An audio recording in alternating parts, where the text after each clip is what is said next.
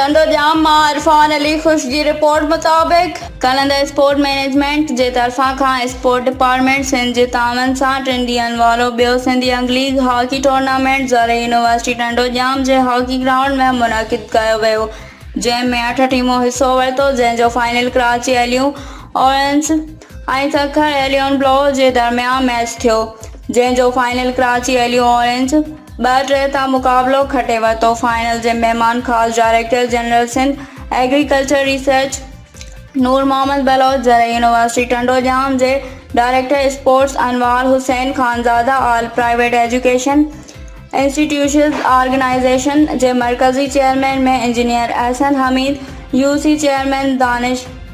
साबिर काइम खाना, ज़रे यूनिवर्सिटी टंडो जाम जे शोबे पोल्ट्री जे incharge doctor Nasir Rajput, hockey coach Akhtar Hussain Khanzada जे टीमूं में वञण जे अलावा रांदीगरनि में इनफरादी इनामात तक़सीम कया विया। उन मौक़े ते हिननि जो चवणु आहे त सिहतमंद रहण लाइ उन क़िस्म जा टूर्नामेंट थियण ज़रूरी आहिनि।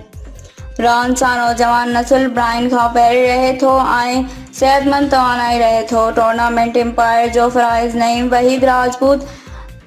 खज़रा अख्तर खानज़ादा, आमिर इक़बाल जन ॾिनो। उन मौक़े ते इवेंट डायरेक्टर शाहिद वली जे तरफ़ां महिमान खां सिंध जो तोहफ़ो सिंधी अजरक ऐं शर्ट पेश कया विया। उन मौक़े ते टंडो जाम प्रेस क्लब जे जनरल सेक्रेटरी